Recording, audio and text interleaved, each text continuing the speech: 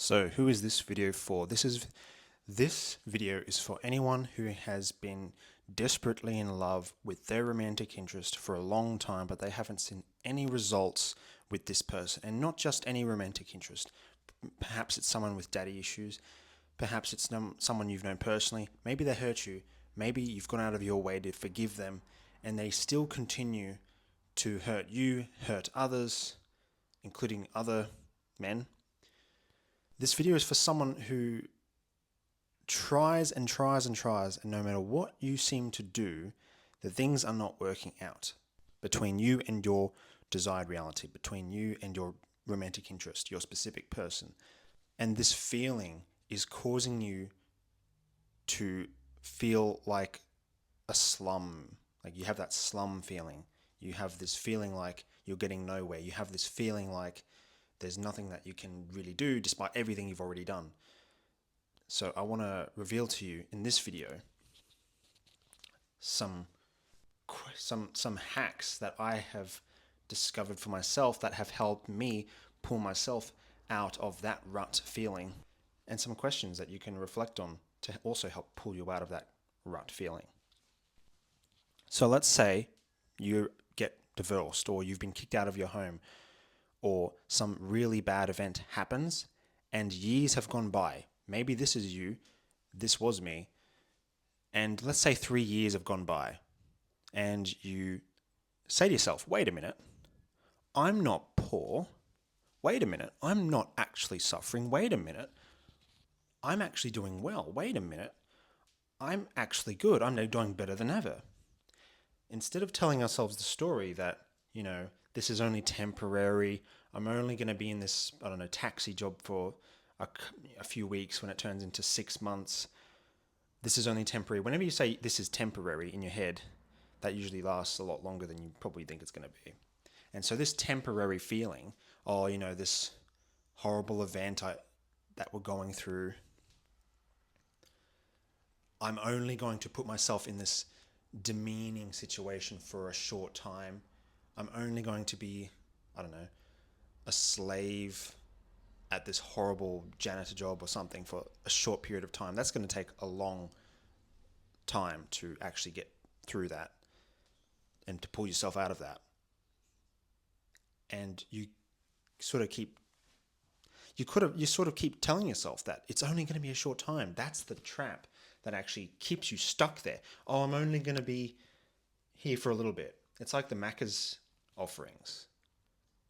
Oh, it's just one burger. It's just a couple of chicken nuggets. It's just a milkshake. It's only like once a week. It's only twice a week. I'm only sitting in my own filth for a short while. I'm only going to be living in a trash heap surrounded by dog shit for a short while. By keep telling yourself, I'm only, you keep yourself stuck there. And it's, of course, no wonder why your romantic interest probably doesn't want to be within your premises, be within your vicinity. And so to pull yourself out of this trap that I've found recently that I'm working with is you just say, wait a minute, I actually have the power to change things. I have the power to feel differently. I have the power to be much more selective with what goes up in my brain. I have the power to trust in my own voice instead of listening to another consciousness. Wait a minute, I'm actually doing really good. Now, if you want to change another person, think about how you have to change yourself. By changing yourself, you actually increase the chances of changing another person. And you increase the chances of changing another person by changing yourself because there's these things called feedback loops, where basically in a millionth of a millisecond, we basically sort of excrement the things that we internalize, if that makes sense. So every split second, you look out your window where there's a garden or something, and what you're looking at, you're giving life to. It comes into existence because you pay attention to it. The thing that you pay attention to means you love the thing, even if it is painful, even if it's disgusting, or whether it's pretty or not. Whatever you're paying attention to, you bring life to. It exists. And you kind of send a signal to that thing. I kind of wish I was rephrasing this a bit better because it's just on the tip of my tongue. Basically, you do something, you have an action, and it has a ripple effect. And the ripple effect comes back to you like echo relocation. And then you internalize that and you absorb that and then you excrement it back out. And it's just all these ripple effects. And you can see this happen on water when you just throw a pebble on it. And then the ripple effects bounce back and forth. And that's how that works IRL. And that's actually feedback. There's a reason why the things bounce back to us, and there's a reason why our energy bounces away from us. Now, this happens so fast, you can say, wait a minute, I can be much more selective with what I'm paying attention to and what I bring to life. That's great. You can also say, I'm sick of living in a dump. I'm sick of living with all my clothes on the floor and I never fold them. I'm only living in this place temporarily. I'm only suffering temporarily. Hold on, wait a minute. I'm sick of telling myself that story. I'm sick of constantly eating cheeseburgers all the time, every single day. I'm sick of constantly thinking about this person. I'm sick of being treated horribly. I'm sick of putting myself in a position where this becomes possible. I'm sick of. To increase the pain to pain ratio in our favor, we can start identifying the things that we're sick of. I'm sick of the things, instead of allowing the things that are within our control to occupy our headspace. So if you're sick of being treated badly, well, put an end to it. If you're sick of your romantic interest always choosing someone else, well, you have to put an end to it. I don't mean like go knocking on her door and trying to change her mind. You just simply remove yourself from that situation. You don't bring to life to that. Stop paying attention to that. Remove yourself from that situation. By trying to stick around and hope for the best, by hoping to change another person, you're actually dependent on that outcome. You don't want to be dependent on that. You want to remove yourself from anything that obviously disrespects you. But be careful with disrespect, because you can't just keep labeling every single thing you look at as disrespect. Use discernment. If someone is disrespecting you, there's a high chance that you are disrespecting yourself. And you could look at it this way. You are the one who let her treat you badly. You could reverse this and say, as a lass, you are the one who let him treat you badly. But yeah, I'm going to just go with the default her. You were the one who let her treat you badly. So yeah, she may have treated you horribly. She may have done some terrible things. She may have slept with other men. She may have done something horrible. She might have never told you the truth. All kinds of things. She might have been very toxic. Massive dad issues. Who knows? But you are the one who let her treat you badly. So, and this can go for friendships too, by the way. You still put yourself in a position where she is free to treat you badly. Now, if a person continues to treat you badly, that is on them. They're continuously choosing to carry that behavior out. That's on them. But if you allow them to continuously let them treat you horribly, then that's on you, because you're still putting yourself in a position where that becomes possible. At what point do you just say, no, I will not be treated this way? And you remove yourself from the situation. And you don't try to resolve it. You fix it by not even being in the problem. Because if a person wants to have this problem exist, they bring that into existence. You don't try and resolve it by changing the other person's mind, not unless that person is open to having their mind changed. You resolve it by the means that are necessary, with the appropriate options at your disposal.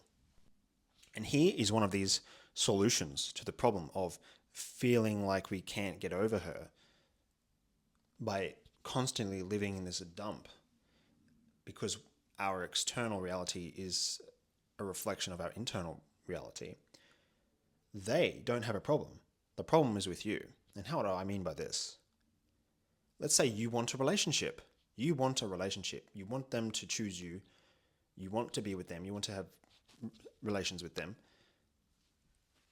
But that's your problem, not theirs. They seemingly have no interest in this. So it's not even a problem. The problem that you have, the struggle that you have, doesn't even exist with the other party. And so when you try to bring this to their attention, you try to woo them, you try to convince them that you're the one, that doesn't work, because that's not a problem that they would like to even resolve. They don't even acknowledge it as their problem. There is no problem. As far as they're concerned, there is no problem. The only problem that exists is with you. You've made it a problem. They've rejected you, they don't want you, they've hurt you, they've lied and betrayed you, etc. That's your problem. It's not theirs. And so, by trying to get the other party to resolve this problem, probably ain't going to happen. So somehow we need to find a way to resolve the problem on our end.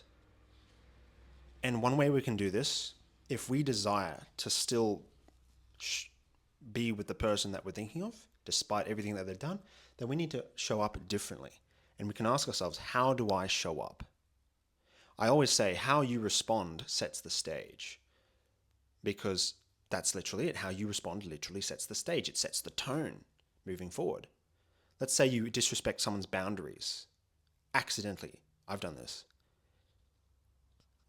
And they get a little frisky with you. But then your response is mellow, calm, apologetic a little bit, just a little bit of salt, and they change their attitude towards you. Like, oh, I didn't mean to crack at you like that. Maybe a bit on the silent side.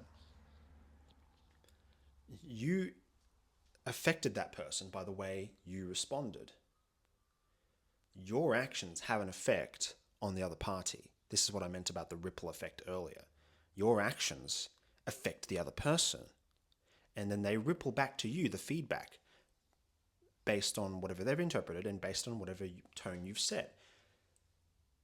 So how you respond, setting the stage, it's not just about how you respond in those little tiny moments that count. It's about how you show up in general, or just how, it goes deeper than just how you respond during those tough moments. It goes, how do you show up? Some people say show up for yourself. Like we were saying here, you can say, I'm the type of person who says, wait a minute, I'm actually doing good. I don't listen to the doubts in my head. I don't trust the stories that other people keep trying to project onto me. I'm sick of living in this dump. I'm sick of my brain feeling like a dumpster. I'm sick of letting people treat me badly. So I'm not going to allow that to happen. I'm not someone who gets treated badly. I get treated really well.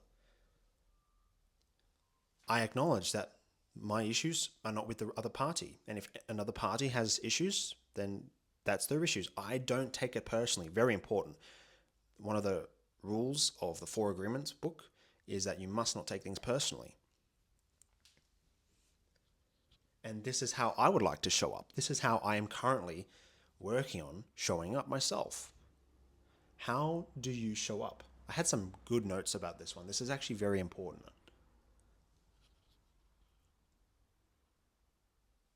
So in terms of, let's say you get a divorce or something and you're looking for a new girlfriend, and 3 years have gone by and you're still living in the same hot mess, if you say to yourself, wait a minute, I'm actually doing really well. I'm actually not suffering. I'm actually doing exceedingly well. So show up like that. Show up like that. I'm sick of living in the dumpster. Well, show up like that. Show up, even me right now, I actually got dressed. Show up like it. And another little hack you can ask yourself to pull yourself out of that rut is, out of all the things you want and get to do, instead you choose to XYZ. So let's say you've had a big project that you've been wanting to work on in your spare time. It could be learning how to make barista coffee. It could be learning how to appreciate music. Maybe invest in some Spotify playlist or something. Maybe it's knowing how to do a certain skill properly. Video making, editing, things like this. But then the weekend comes or the night comes, and guess what happens? Instead of actually pursuing the thing that you want, even just in tiny microdoses, which is a very appropriate thing to do actually, microdosing, you choose to do what instead? Instead, you choose to sit on the couch or on your mattress on the floor, and you kind of wallow. You choose to wallow in the misery. You choose to keep telling yourself a story that you're only going to be in this rut for a little longer, just a little longer. There's a guy called Alan Watts. I'm still learning about this guy. He said something very fascinating. The whole environment that we're surrounded with, we actually like that. Even the things that we don't like, we actually like.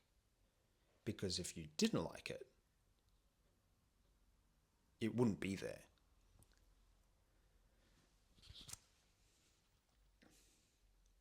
Another thing about the I don't have a problem, people having problems, is projecting versus manifesting.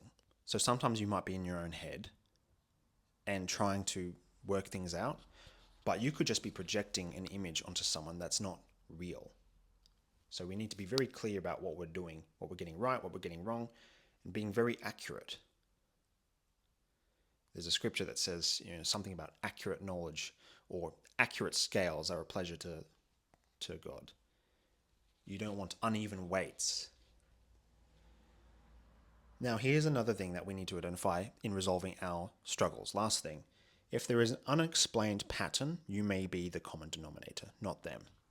For example, if you are constantly having people yell at you, you think maybe they're treating you badly, they tell you not to do this, not to do that. It could be because, maybe like me, you unknowingly trespass against people's boundaries.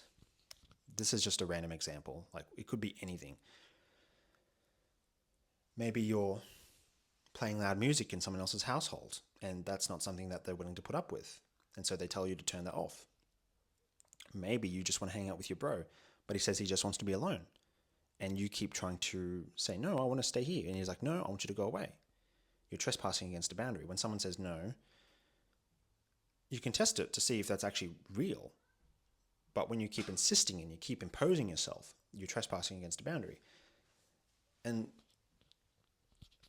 we need to catch ourselves. If we keep noticing there's a pattern going on at least 3 times, then that's how we can sort of figure out, maybe we're trespassing against someone's boundaries. And it could be anything, by the way, with patterns. And this is how we can pull ourselves out of our own rut with our romantic interest as well. So if there's a problem that we're constantly experiencing, not even just with our romantic interest, why are they sending us this ripple effect back towards us? Is it because there's something that we are actually projecting onto them unknowingly that is causing the other party to reflect that back to us? Such as my example of trespassing against someone's boundaries. That's all for this video. I hope you enjoyed that. Feel free to like, subscribe, and contact me if you want one-on-one help.